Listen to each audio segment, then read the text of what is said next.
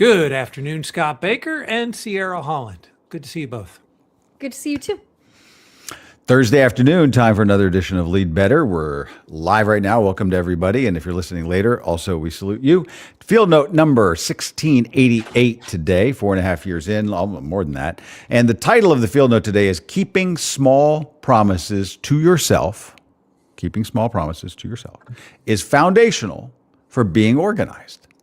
And you're like, okay, well, yeah, I keep promises to myself, but we don't. We break promises all the time.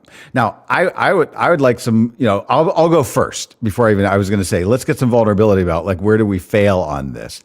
And I would say, this one really bothers me because I'm all the time beating myself up because I was like, I put this as my main thing and the day is over. And I did these other 12 things, but I didn't do the one thing that I actually said to myself. I'm definitely going to get this one done today, right?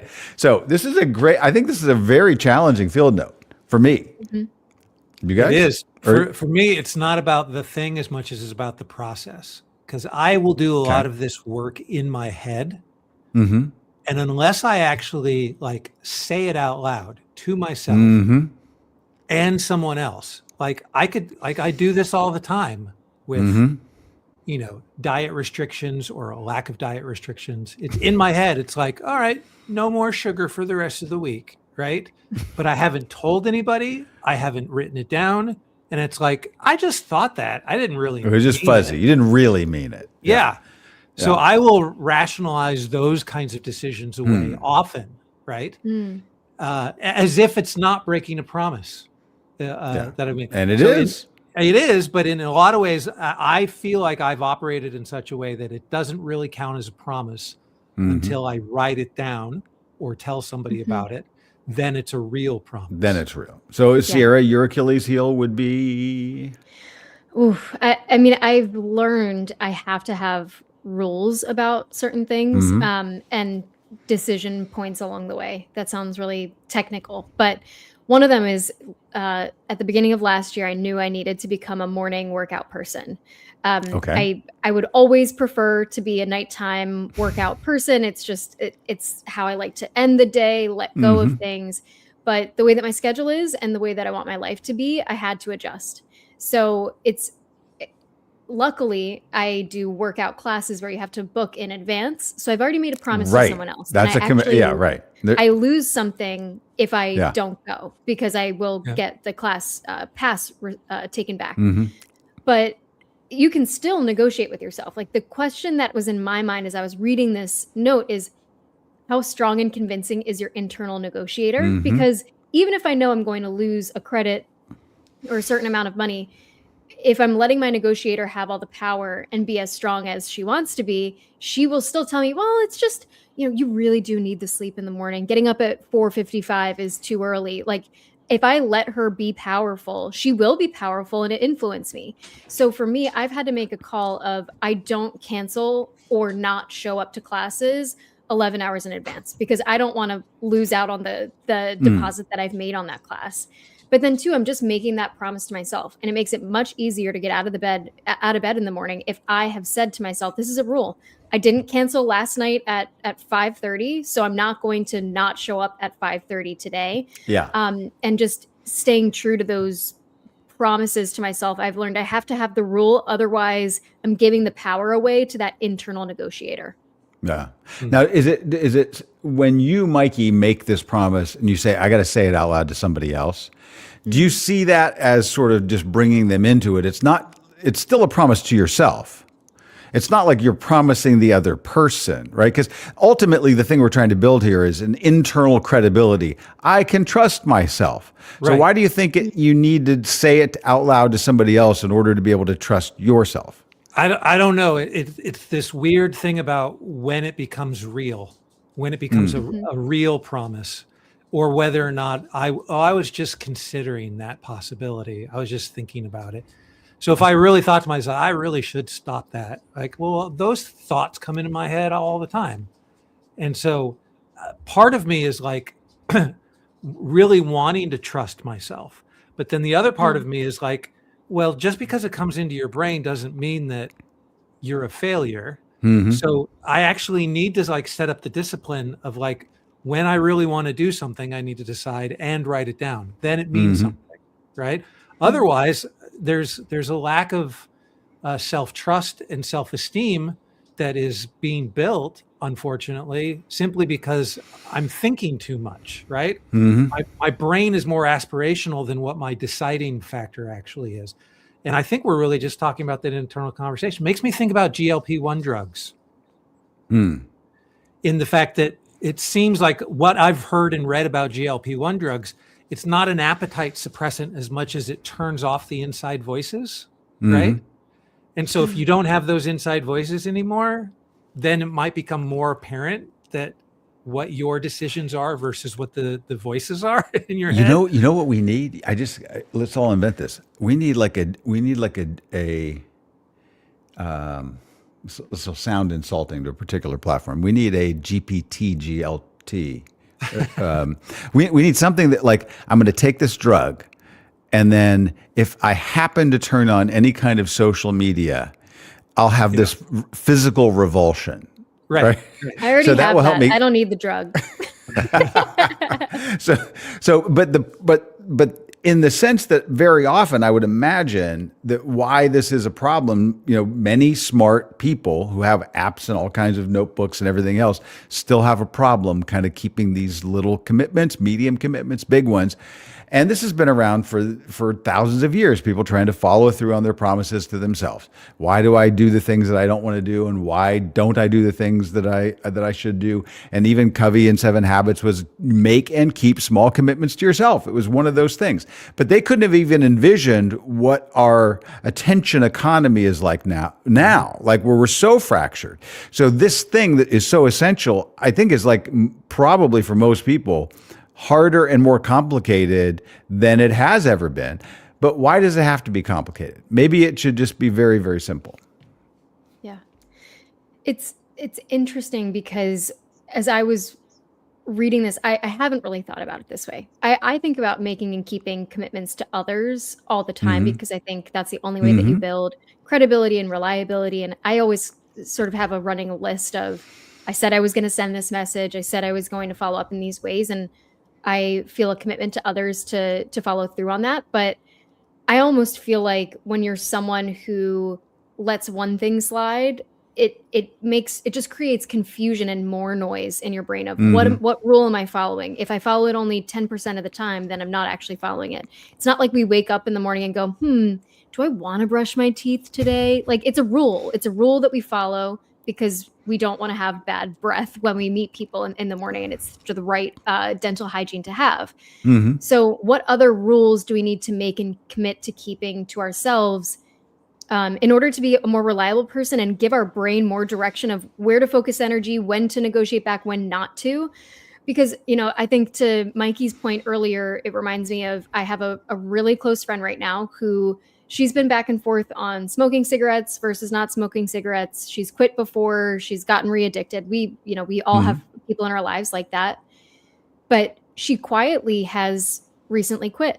And we all noticed because we were in a long car ride with her and she didn't take out a pack of cigarettes and start smoking. And one of us, not in the full group because that can put pressure on people, but we asked her like, hey, whatever. Have you quit? Have you quit? Did and it she's happen? Like, yeah. She's like, yeah, I quit. I haven't been ready to tell people yet.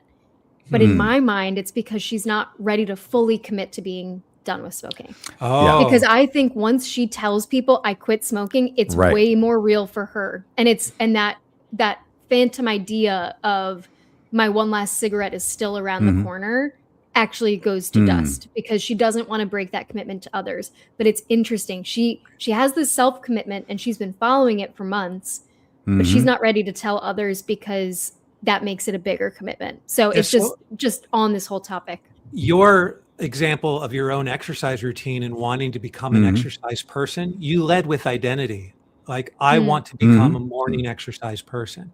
Your friend, who you just described, is struggling with being like, I don't want to call myself a non-smoker. Like, she's avoiding identity in doing that. So I wonder if it is, like we talk about in the opening videos of Admired Leadership, that you do adopt this identity, that you do say, I want to be an admired leader. Like that's the reason that you're going to start practicing the admired leader behavior. So we do talk about integrating identity into that, but she had success by holding identity off for a little bit.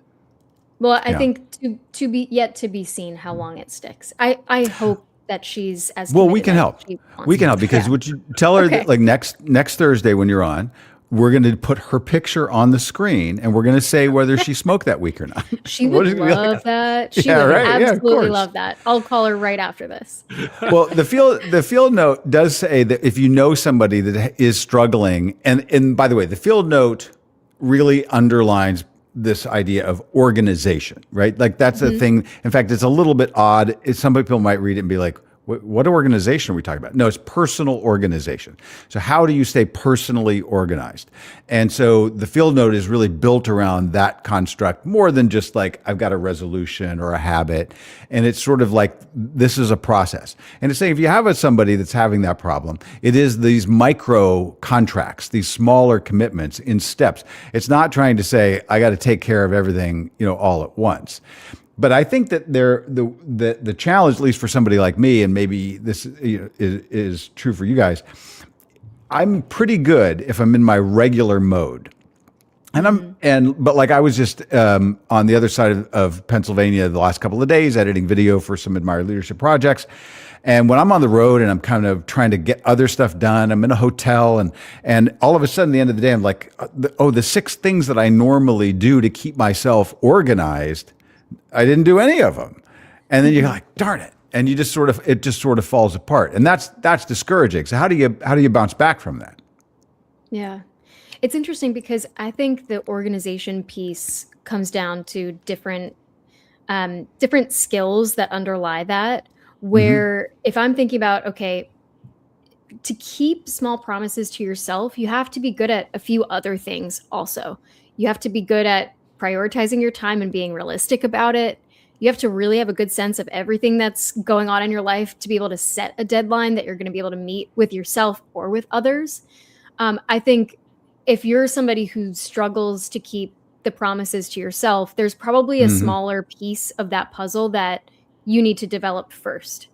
For myself, I'll be vulnerable and say I'm too ambitious and I think I can do more with my time than I can. Yeah, right. So when I am not keeping a promise to myself, it is because I think I'm more efficient, more productive. I can write an email faster. I can just fit everything into the day than I really can. So when I find myself slipping and not being good at keeping promises to myself, it's because I'm not being realistic about how much I already have there. But that is an organization question of how are you tracking all of the things that are in the air? And do you actually have a clear picture, or are you storing too much information in your head? I'm guilty that at times when I realize I'm not keeping promises to myself the way that I would like to, it's probably because the step before that is I'm not as organized and there's more information floating around in my head, taking up important mental energy than I'm proud of, than I need to take care of, really. Now, I've had this conversation many times with my own children in a directive prescription, I'm the dad, here's what you should do kind of way. Do you think you can have that same kind of conversation with folks on your team without seeming too parental? Because I like the tactic. It just comes across as kind of parental if I was, recommending it in the workplace. I think you have to ask, I'd be curious Scott's perspective, but I think you have to ask them prompting questions to help them get there on their own. So let's talk about that deliverable that you just said. Like, sounds like you think you can get that done by Friday. I like that idea. How are you thinking about juggling this against the other things that I know that you're also working on? Is this other project we talked about now deprioritized? Is this now rising to the occasion?